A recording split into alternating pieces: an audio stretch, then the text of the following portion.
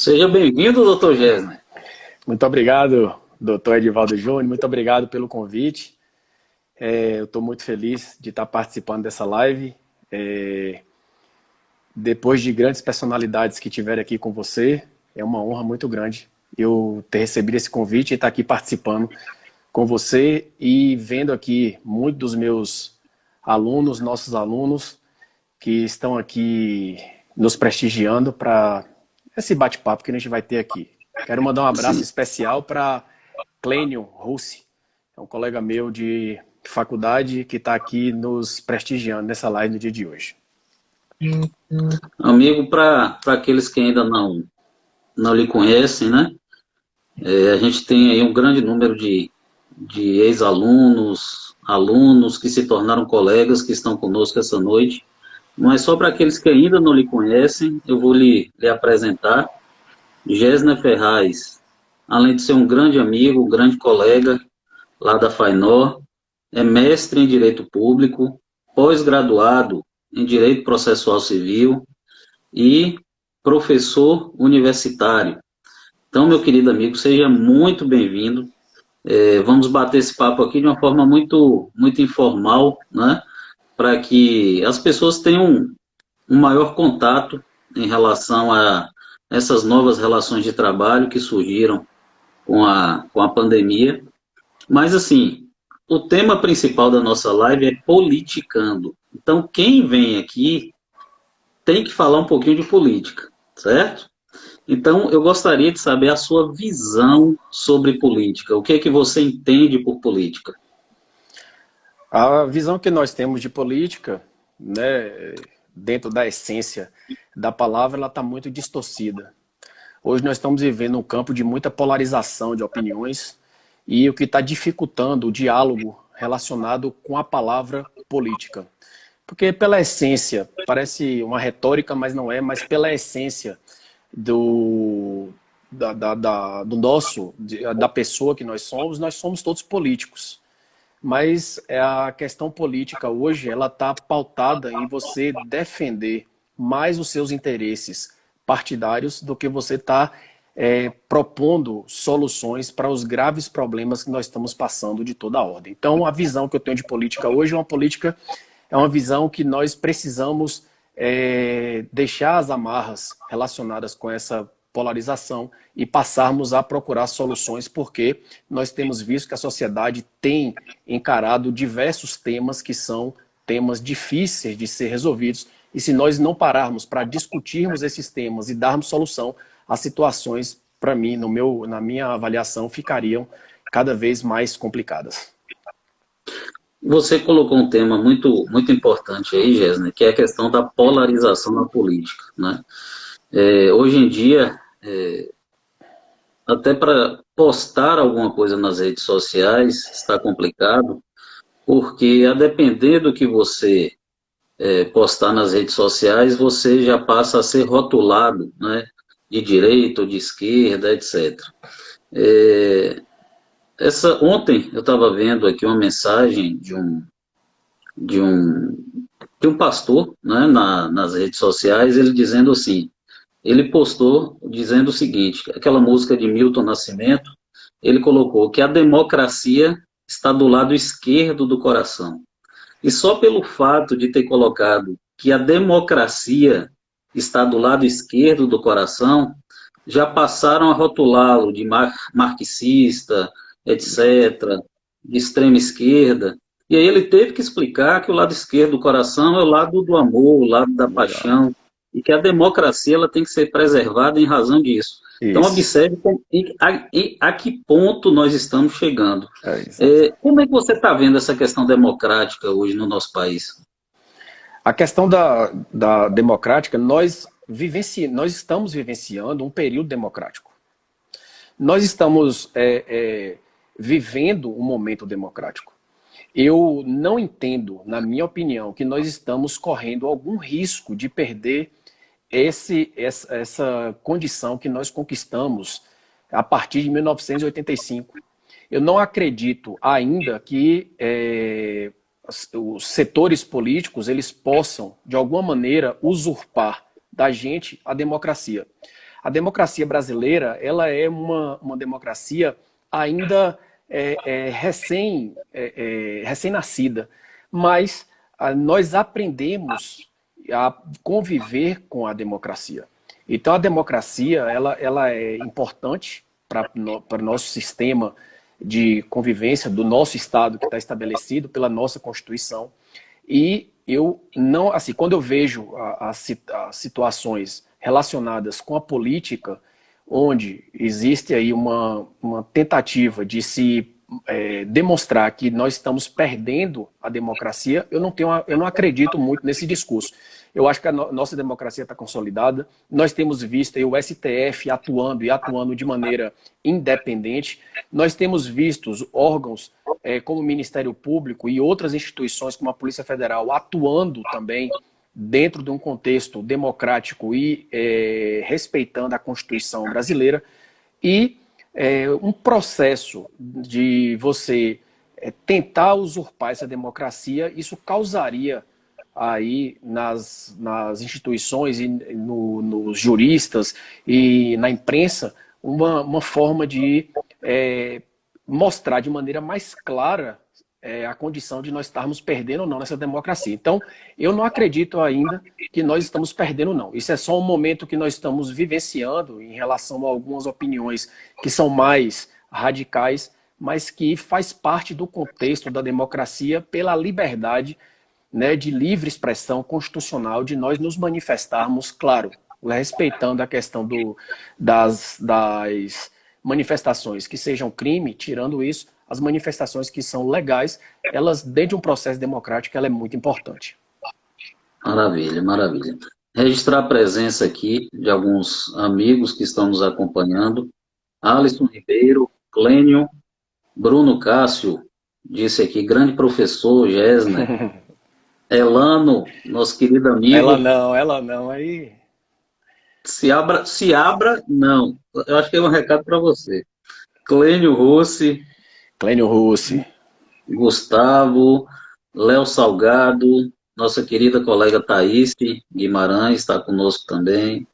Damasceno, dando ar da graça, está aqui conosco. Leonardo Damasceno.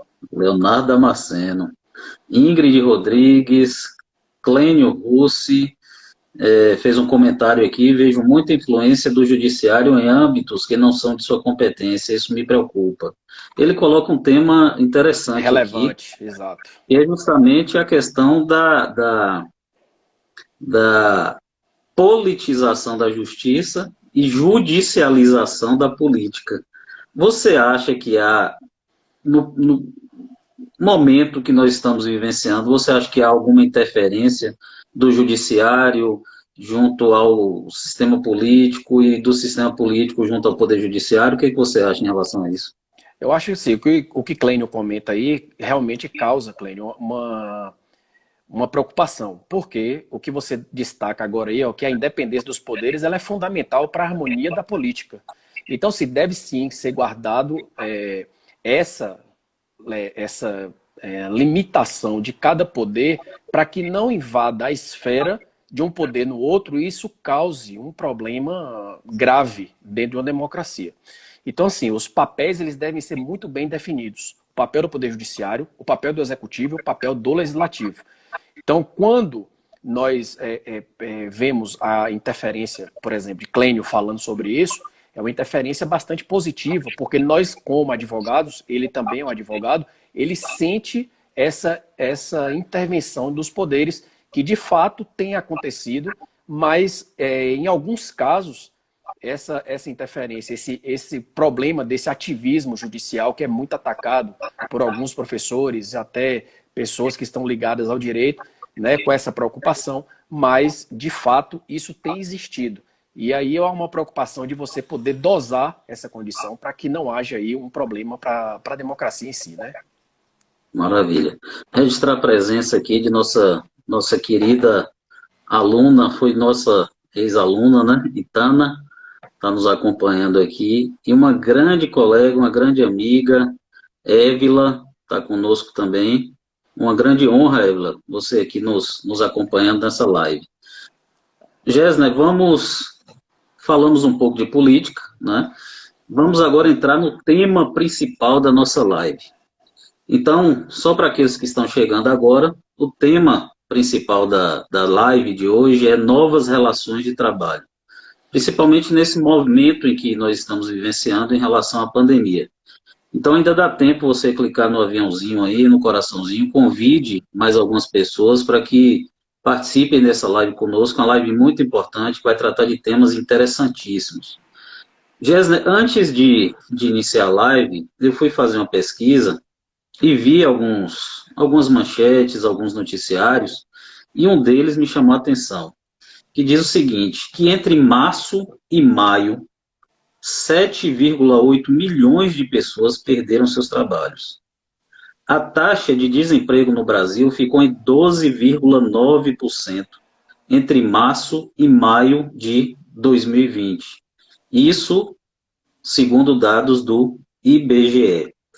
Partindo desse ponto e do tema principal da nossa live, que são as novas relações de trabalho, eu gostaria que você falasse um pouco para a gente essa noite sobre as principais mudanças trazidas pelas medidas provisórias que foram editadas pelo governo agora em 2020. Veja bem, Júnior, nós precisamos entender o contexto de como é que está funcionando as relações de trabalho. Sim. Antes disso, eu só queria mandar um abraço para a Évila, porque eu sou fã dela e eu preciso mandar um abraço para ela, certo? Eu sou fã e eu tenho que mandar. Então vamos lá. Nós temos que entender o contexto. O primeiro contexto é que de 2017 a 2019 nós tivemos duas reformas trabalhistas. A reforma trabalhista, que foi da CLT e outros diplomas legais naquele momento, que entrou em vigor no dia 11/11 de 2017. E depois nós tivemos também a reforma trabalhista, que foi a Lei da Liberdade Econômica. O que existe no cenário trabalhista é uma tendência de se fazer a reforma da legislação trabalhista, que é muito atacada como uma legislação garantista demais e que há necessidade de se fazer a reforma. Nós não vamos aqui entrar em relação à discussão se essa reforma é positiva para empregado e para empregador, porque isso é uma outra discussão. Nós estamos analisando um cenário que está acontecendo nos dias de hoje, que é o cenário de reformas trabalhistas.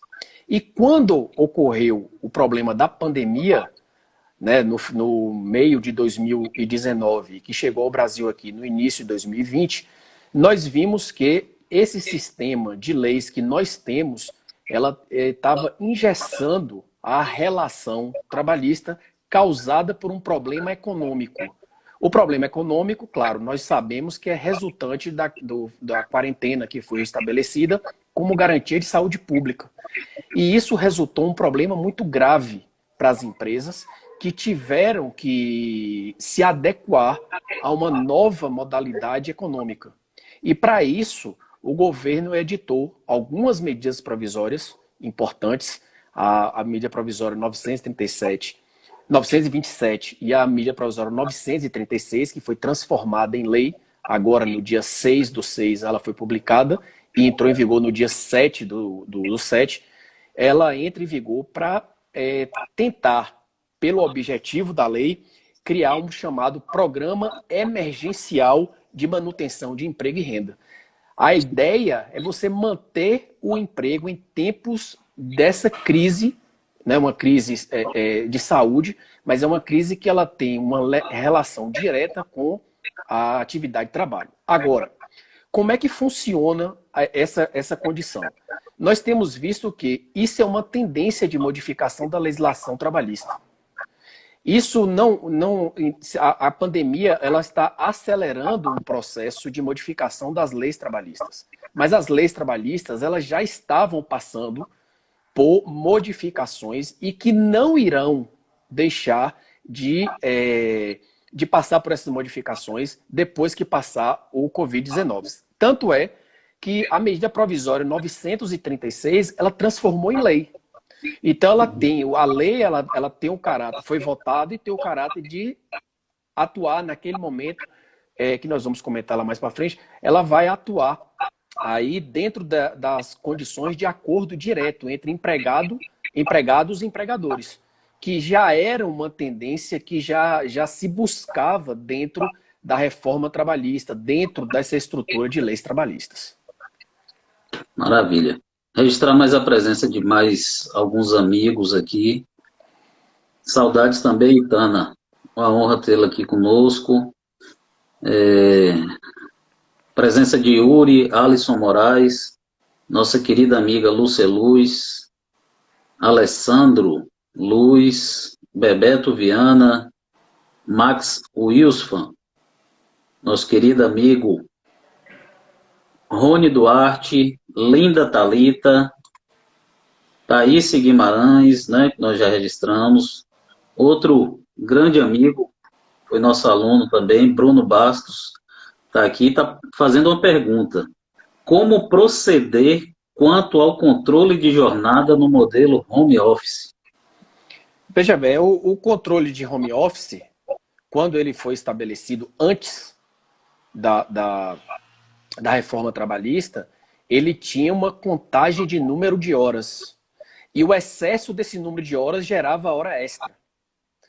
Quando instituiu a reforma trabalhista, a Lei 13.467 de 2017, e foi instituído o home office, houve uma modificação na jornada de trabalho. Significa dizer que nós trabalhamos hoje em home office e não é mais contada a jornada de trabalho. Ah, mas se nós excedermos a jornada de trabalho em casa, no home office, o empregador não paga mais hora extra? Não, ele não paga mais hora extra devido à reforma trabalhista. Então, hoje, não existe mais jornada de trabalho para as atividades chamadas de home office. Horas extras extraordinárias. Registrar a presença aqui também de Elber Barreto, Dalisson Baruch, Edberdo, Ana Paula Lopes, Eliângela. Obrigado a todos pela presença. Clica aí no aviãozinho, no coraçãozinho, para que mais pessoas tenham acesso à nossa live hoje.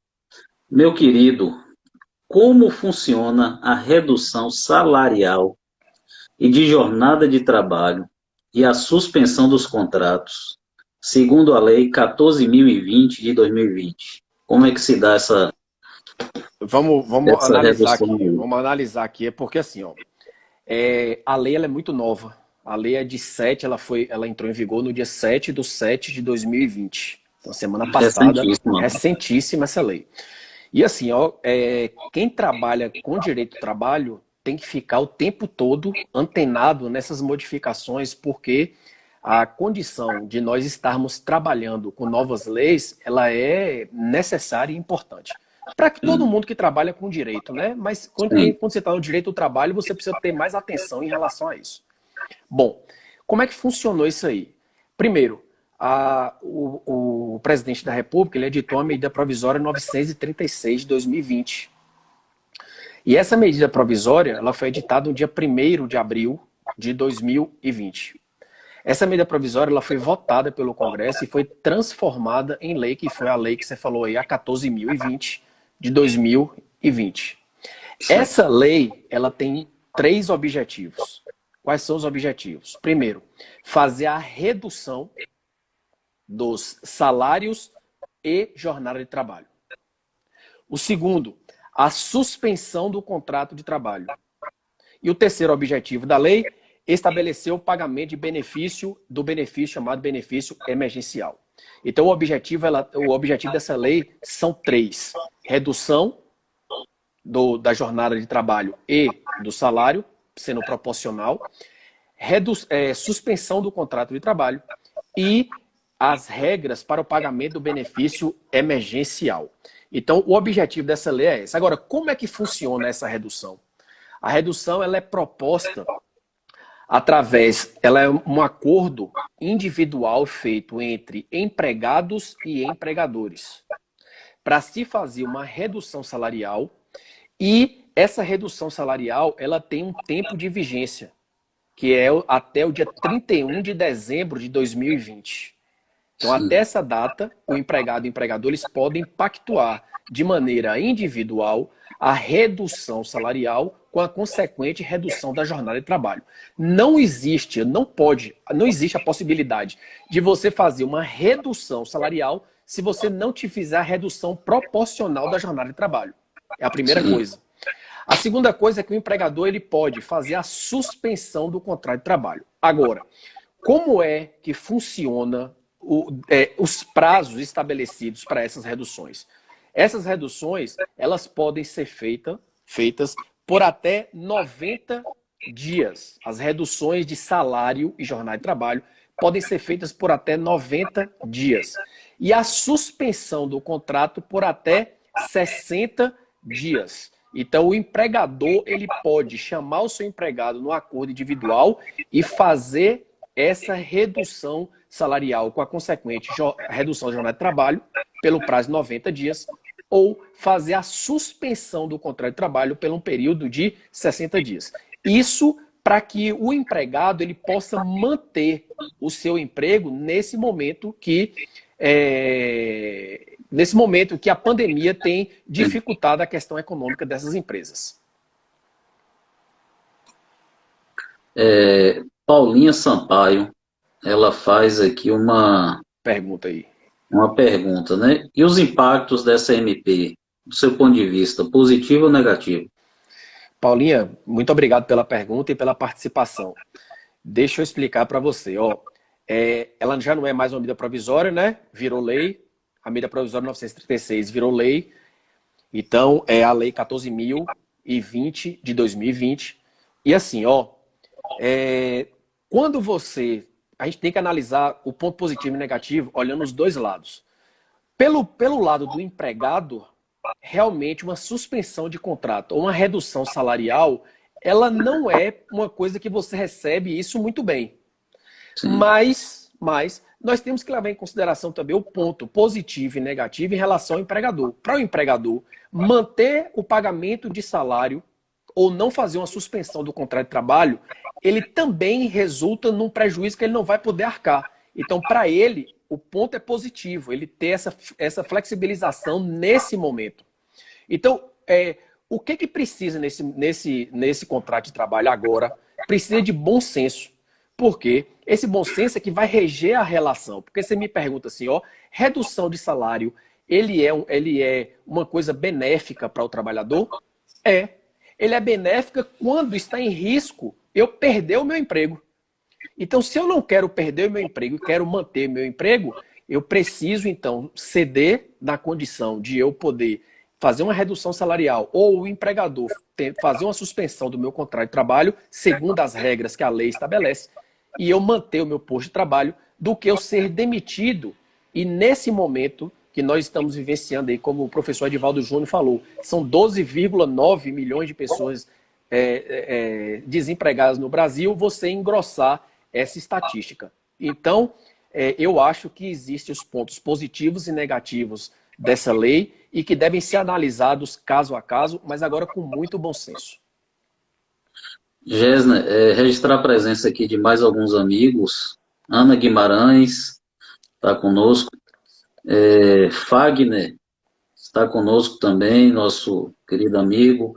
Nosso colega Altamir, Jussânia Barreto, Ezequiel Batista. Você conhece Ezequiel Batista? Conheço. Gente boa. Gente boa. Poliana Campos. Ele só não... O problema dele é que ele é vascaíno. Tirando isso, ele é um cara 10. Esse é um defeito grave. É um defeito grave. Grave. Poliana Campos, estou amando. Cláudio, faz uma pergunta aqui. Cláudio é nosso aluno, lá da FAINOR. Isso, da FAINOR. Ele pode reduzir a suspensão do contrato de trabalho?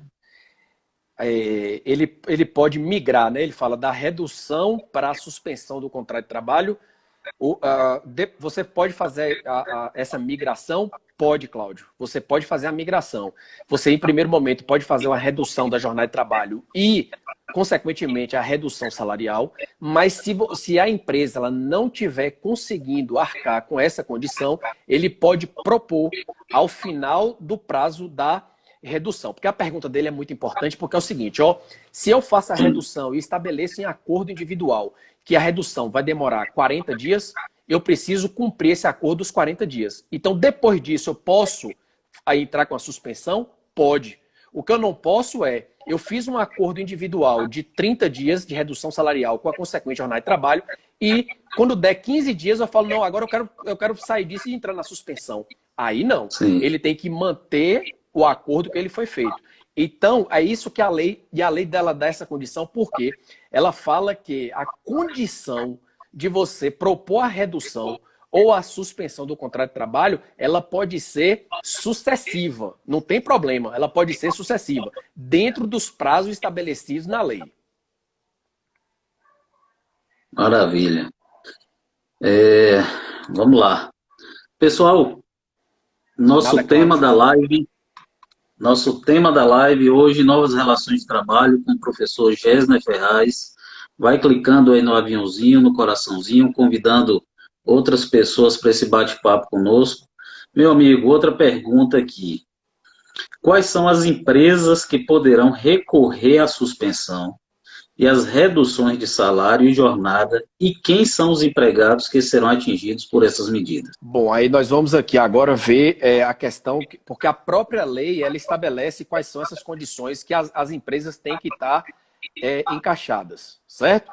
Então, primeira coisa, Sim. quem são os trabalhadores que podem aderir a esse acordo? Primeiro, para os trabalhadores que recebem salário igual ou inferior a 2.090, das empresas que tiverem receita bruta superior a 4,8 milhões em 2019. Então, as empresas que teve esse faturamento bruto de 4,8 milhões no ano passado, 2019, essas empresas, para aqueles empregados que recebem salário igual ou inferior a R$ 2.090, eles estão inseridos nessa condição. Além desses empregados, para os trabalhadores que recebem salário igual ou inferior a R$ 3.135, nas empresas que tiverem receita bruta igual ou inferior a 4,8 milhões em 2019.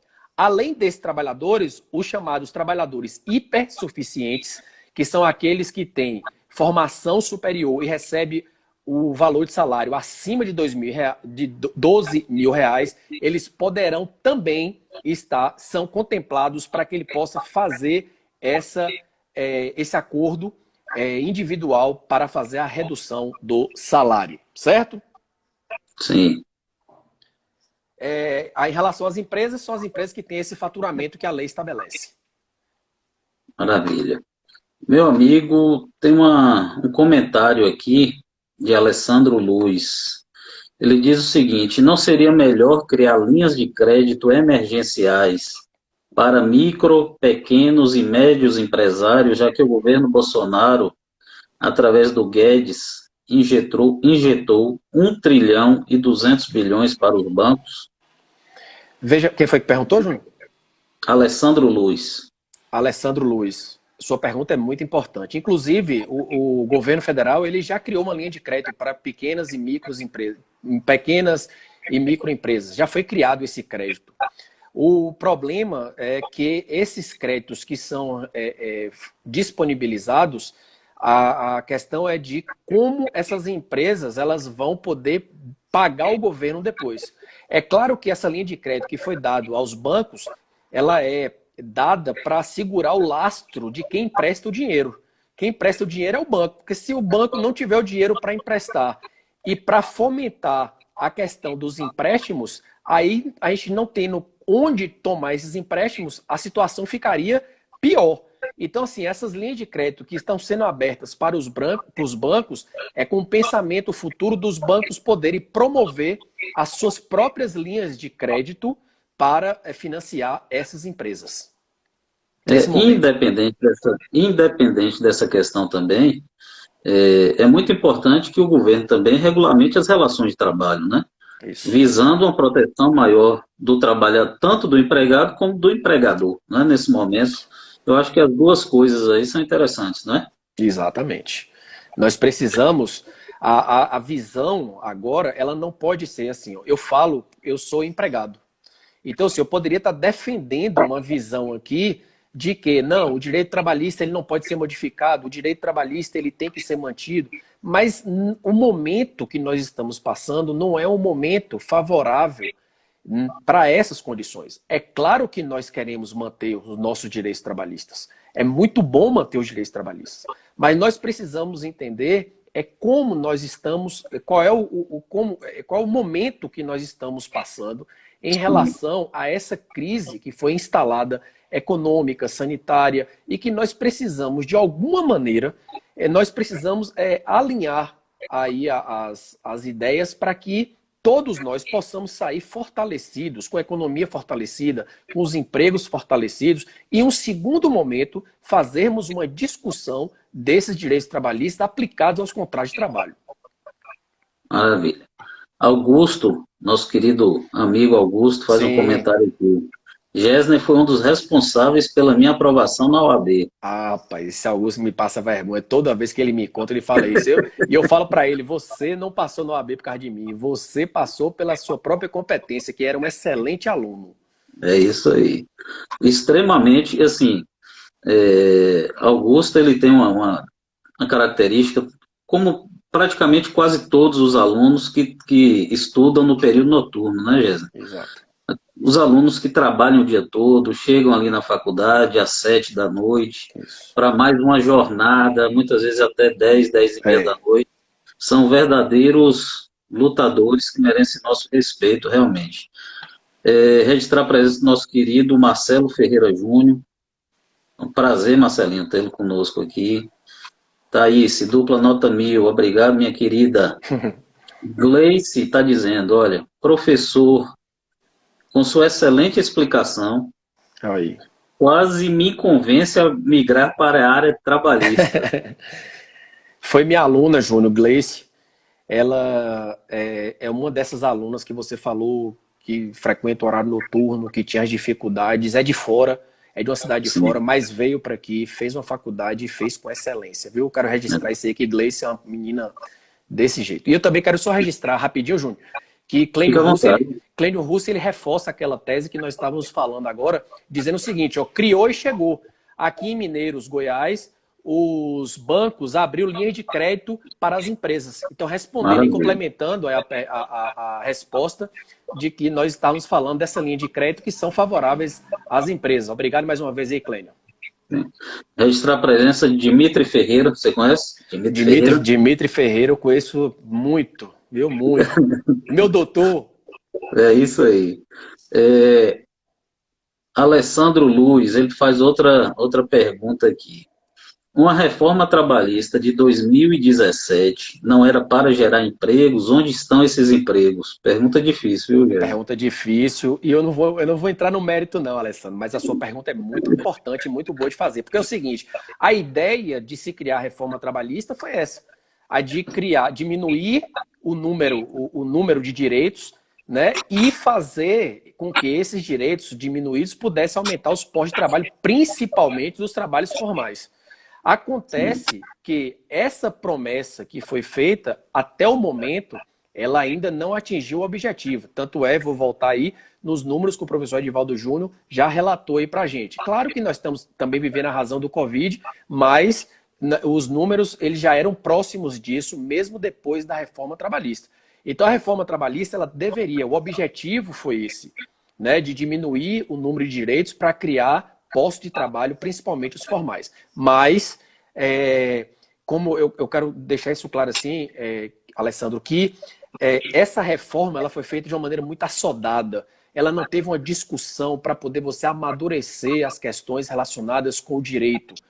Entendeu? Sim. Tanto é que essa reforma trabalhista, muitos juristas não chamam nem de reforma, chamam de adaptação de direitos trabalhistas.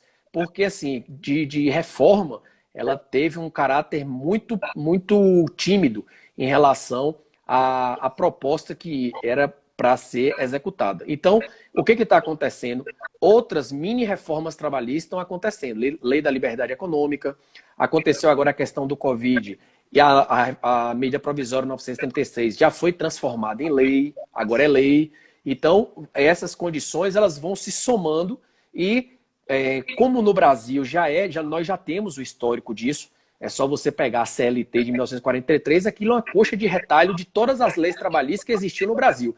E nós estamos fazendo o quê? Repetindo o processo de criação de leis, e aí vai chegar um momento que nós vamos ter que fazer, pegar esse tanto de leis e tornar a costurar em outra coxa de retalhos. Elano está se pronunciando aí, ó, dizendo que em 2017 tinham 14 milhões de desempregados, só para lembrar. Isso. Não, aí é a condição dos índices que Elano está mostrando aí, né, de 14 milhões. Se nós temos hoje 12,9 que você falou aí no começo, nós tivemos uma redução. Mas a Alessandro está falando assim, da condição de você... Alessandro me parece que está falando na condição de criar mais emprego, diminuir mais esse número, né, de empregos formais.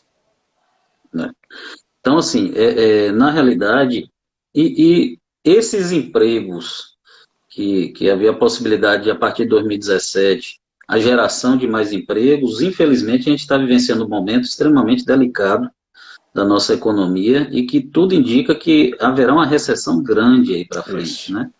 Então, é um momento extremamente delicado em que realmente traz muita preocupação para a gente, para o nosso país, esse momento que a gente está vivenciando. A Lene diz aqui, parabéns, doutor Edivaldo, doutor Gessner, pela live, com explicações estão claras e a maneira de como está sendo conduzida. Obrigado, Lene, pela presença.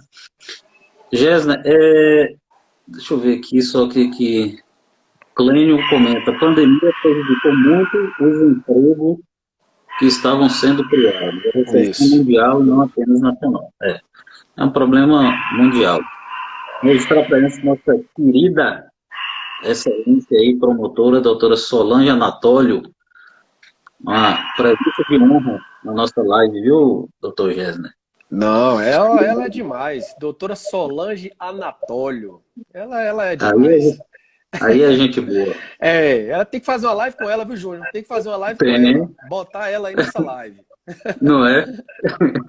Meu amigo, em relação a essa questão das novas relações de trabalho, você quer pontuar mais alguma coisa para a gente passar para outro ponto?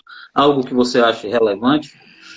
Não, a relevância do contexto que nós estamos vivenciando, ela é um contexto assim, que promove muita discussão. A gente não vai conseguir aqui falando, mesmo que nós estamos tentando fazer uma dinâmica para que todo mundo possa entender de uma maneira bem clara, mas nós precisamos mesmo de uma discussão jurídica, que nós precisamos mesmo sentar para podermos discutir esses aspectos de emprego, trabalho, legislações no Brasil. Nós não podemos estar assim, nos deixando levar por esse momento, né, que nós iniciamos a conversa de polarização em relação a discussões jurídicas, principalmente jurídicas, porque, claro, nós temos aí muitas cabeças pensantes em nosso país, juristas, que precisam dar a sua contribuição nesse momento para nós podermos sair dessa crise que futuramente, como você destacou muito bem aí, né, nós vamos passar por um processo econômico aí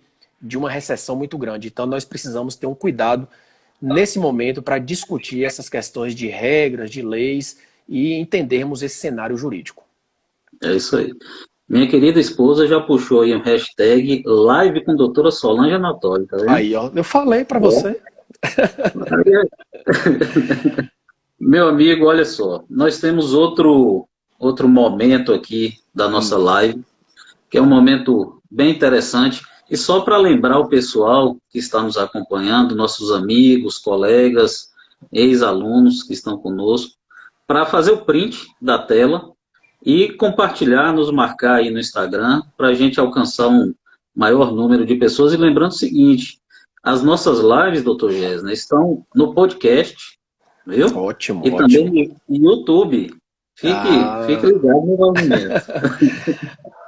Meu amigo, ótimo. Nós temos um quadro aqui na nossa live. Quando nós idealizamos essa live politicando, sempre falando de política, né? Política tem relação com tudo, praticamente.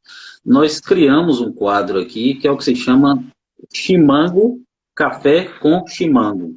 Né? Certo. E isso partiu muito do seguinte, qual foi a ideia, Gessner? Quando eu estive como vereador aqui em Conquista, no ano passado, eu apresentei um projeto de lei criando a Semana do Biscoito em Vitória da Conquista, Ah, justamente para trazer uma maior publicidade em relação à produção do biscoito, que é um grande é um instrumento da nossa patrimônio economia, histórico, né? patrimônio Da nossa histórico da cidade. economia local. Né? Então, uma semana para você divulgar, para você estudar, conhecer a história do biscoito em nossa cidade. Então, nós criamos essa semana através de lei, que foi sancionada pelo nosso prefeito Ezen Guzmão, e aí, partindo dessa ideia, nós criamos esse quadro, né, Café com Chimão, que é aquele momento mais informal, você toma um cafezinho, um chimanguinho, né? E aí eu vou lhe fazer algumas perguntas aqui, é um bate-bola, e você vai me responder aí, certo? Beleza, beleza. Você vai me indicar um livro para quem está A, nos Bí- acompanhando também hoje. a Bíblia. Maravilha. Não precisa nem se perguntar por quê, né?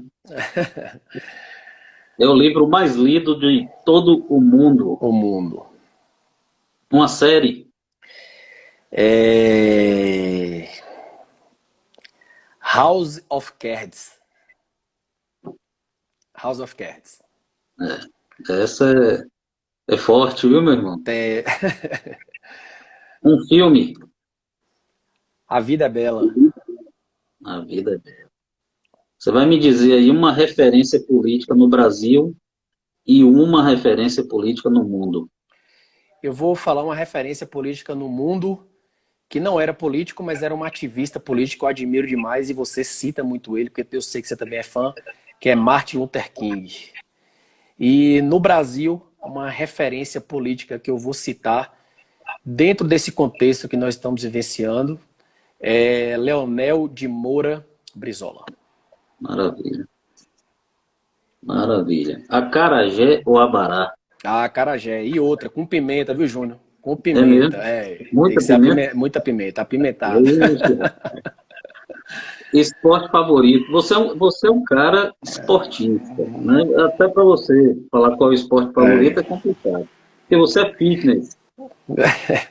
Eu gosto muito de fazer atividade física, você me conhece disso. Eu, minha esposa, a gente gosta muito de fazer atividade física, mas assim, o esporte assim que eu mais gosto de fazer realmente é a corrida. Eu me sinto muito bem fazendo a corrida, é uma coisa que eu já pratico há muito tempo e eu gosto muito de fazer. Aí. É, Augusto está se manifestando ali, eu vou perguntar logo. Qual é Hum. seu time? Ah, o time é o maior do mundo, né? O Flamengo. É, a nação, né? Aqui. Eu dei Empolguei. uma travadinha.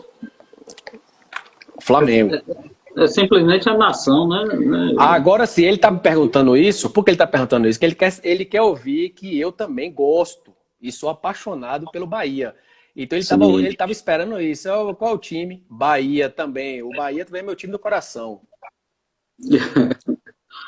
Praia ou campo? O que você prefere? Praia.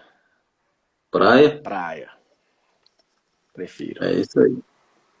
Registrar aí, olha, a presença de, olha só, nosso querido amigo Rony Duarte, Nosso foi aluno. nosso aluno E ó, também. Júnior, Rony Duarte vai fazer prova de segunda fase da UAB em Direito do Trabalho. É, ele está se esmerando, estudando, tá tomando curso para fazer em Direito do Trabalho. Tá ficando fera, viu, em Direito do Trabalho. Né? O pessoal está falando aqui que você é faixa preta de karatê. É igual a identidade oculta, né? Igual super-homem, a gente não fala isso não. Mas isso aí já tem muito tempo que eu não pratico mais, mas já cheguei mesmo, a faixa preta de karatê. Chegou na faixa preta mesmo? Cheguei. Você é um cara diferenciado. Meu amigo, nós estamos chegando, né, ao finalzinho da nossa live. Eu vou dar um tempinho aqui para ver se alguém tem mais alguma pergunta para a gente chegar já na conclusão. Mas, assim, Thaís está falando aqui que só lembra de você no karatê. É, Thaís. Então, assim, Jéssica, lhe agradecer muito, velho, por esse momento, né? Você tirar um tempinho aí para esse bate-papo conosco, para falar dessas novas relações de trabalho. Pedir às pessoas também que estão nos acompanhando que façam print da live, procure o nosso melhor ângulo, né? E faça, e faça o print da live e nos marque aí nas redes sociais, no Instagram. E na próxima semana nós vamos ter outra live tratando, provavelmente será com nosso querido amigo Michel, que é secretário de Ó, Assistência Social do município, né? excelente. Grande conhecedor do Estatuto da Criança e do Adolescente e das políticas públicas na área da assistência social. Então, está marcada com ele para a próxima semana. E para a gente bater esse papo e ver ter conhecimento de quais são as ações e quais as políticas públicas que o nosso município vem desenvolvendo, principalmente nessa área aí da assistência social em nosso município. Alessandro Luiz está tá fazendo a pergunta aqui: Jataí ou Vitória da Conquista? Ah, rapaz, essa pergunta aí, hein? Eu fico dividido. Minha cidade, Vitória da Conquista, e Jataí, onde nós passamos, Alessandro, excelentes momentos. Eu, você, Clênio. E assim, ó, só para registrar, a gente acabou nessa semana, fizemos um grupo dos ex-colegas de faculdade e eu reencontrei esse pessoal aí, Clênio, Alessandro, Fabrício. Então foi um momento muito feliz para a gente aí. Tá bom, meu querido. Então, assim, agradecer a todos que estiveram conosco e deixar um tempinho para você deixar a sua mensagem final. E aí fica à vontade Eu para gostaria de agradecer, falar. Júnior. Eu gostaria de agradecer pela nossa amizade, em primeiro lugar, né? Que nós temos sempre essa amizade desde que a gente era criança. Sim, E estarmos aqui numa live explicando, né, num contexto sério como esse, explicando essas condições, foi, para mim, muito importante. Eu gostaria também de agradecer a cada manifestação que foi dada aqui, né, que a gente não vai lembrar o nome de todo mundo, mas eu sim, quero falar aqui Thaís, Alene, Marta, Clênio, Max, Lano, Murilo, né, Antônio Giovanni, Rony, todos esses que participaram com a gente. E aqueles que eu não citei o nome, que eu também estou citando aqui, só falando isso, dizendo que é uma live que a gente programou, uma live que a gente vai fazer, uma live que não seria uma live longa para não ser cansativa, e eu acho que nós atingimos nosso objetivo, e eu estou sempre à sua disposição, você sabe disso, eu sou seu amigo, lhe considero assim, sei que você também me considera assim, e eu estou sempre à sua disposição. Valeu? Um abraço aí para Alessandro, viu? Alessandro também. meu querido, um abraço, muito obrigado. É, Doutora Solange está dizendo aí para você mandar um abraço para Caio César, Ah, sim, Caio César foi meu aluno. Caio César foi meu aluno. Hoje promotor de justiça, né? Deixar em Minas registrado Gerais, aqui. né? E foi meu aluno lá na UESB. Excepcional aluno, viu? Excepcional aluno. E aí seguiu os passos da mãe, né? Estudou e agora tá aí, ó, promotor para poder dar o exemplo para todos nós.